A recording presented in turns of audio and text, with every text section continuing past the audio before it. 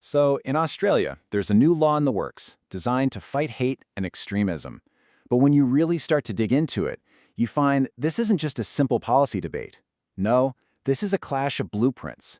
Two totally different ideas about how a law like this should be built, and whether its very foundation is solid, or if it's designed to crumble from the start. And this image, well, it gets right to the heart of the problem. On the one hand, you have a law that wants to build a safer society. But on the other, you have a deep dive analysis warning Parliament that the whole structure might be cracked. And the big fear here isn't that the law will be misused down the line. It's that it was fundamentally designed wrong from the very beginning. Okay, so let's start with the actual legislation that's causing all this commotion. On the surface, its goal seems pretty straightforward, right? The bill is meant to give the government new powers to fight hate by officially designating certain organizations as prohibited hate groups. Once a group is on that list, a whole bunch of criminal offenses automatically kick in. Now, here's what makes this whole debate so fascinating. It's who is making the arguments. I mean, it's a classic setup. A massive established institution going up against a single lone individual. So here are our two corners. In one, you have the Australian Federal Police, the AFP, a huge federal law enforcement agency. And in the other corner, Rohan Michael Brown, a private citizen who submitted this incredibly detailed constitutional analysis that basically challenges the entire way the AFP is looking at this thing. And just to give you a sense of scale, have a look at the numbers. The AFP is working with a budget in the billions. They have entire departments for legal, for policy, for intelligence. Parliament really relies on them to kick the tires on new laws like this. And then you have this. This is a quote from Rohan Brown's own submission. And he's not just describing his situation, he's making a really powerful point. He's saying, look, if these huge fundamental problems in the law are so obvious that they can be spotted by one person without any state resources, then these aren't some subtle little flaws. They're massive architectural cracks. So, that massive contrast in resources, well, it leads to a completely different way of seeing things. You've got both sides looking at the very same law, but as you're about to see, it's like they're reading from two completely different sets of blueprints. This table just lays it all out perfectly. The AFP is focused on the operational side. How can we enforce this law? They're assuming it's legally sound because that's their job. Brown's analysis, though, is all structural and constitutional. He's asking, hang on, is this law even legally possible to begin with? They're not just disagreeing, they're having two entirely different conversations about the same thing.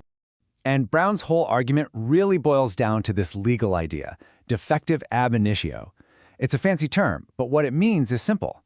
The problem isn't about how someone might misuse the law in the future. The problem is baked right into its DNA, making it flawed from the very moment it's created. And this right here, this visualizes one of those supposed flaws in the law's DNA. Brown calls it the consequence cascade. See, the bill is set up so that a single decision by a government minister to label a group is like flipping a switch. There's no judge in between. That one move instantly and automatically creates a whole bunch of crimes. Being a member, supporting the group, you name it. And that cascade leads to what the analysis calls an inversion of the adjudicative sequence. Think about it.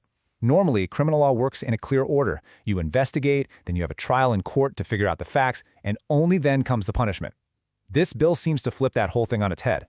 The government labels a group, punishment is attached right away, and the courts, they only get involved way later, if at all.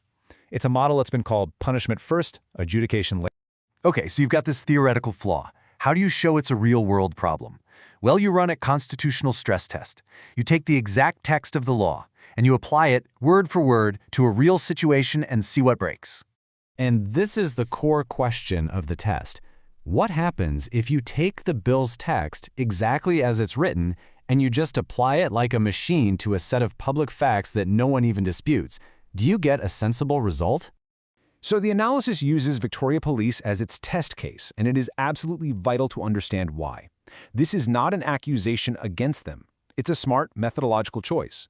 Because that institution has had so many public inquiries and has its own acknowledged public record of issues, there's a whole body of undisputed facts you can use to test the law's mechanics.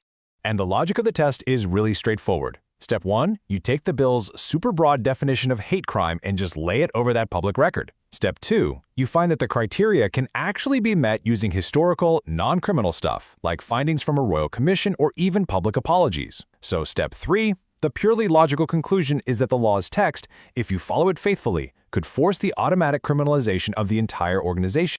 And this is the mic drop moment, the key takeaway. The absurd result isn't really the point, it's the proof. If just following the instructions in a law leads you to a completely ridiculous and constitutionally impossible outcome, that's a massive red flag that the instructions themselves, the law's actual design, are fundamentally broken. So, after all that, where does it leave the debate? Well, the parliamentary committee was basically staring at two versions of reality, two totally incompatible views of the same law, and that left a whole trail of huge unanswered questions. Just look at the gap in the conversation this slide shows.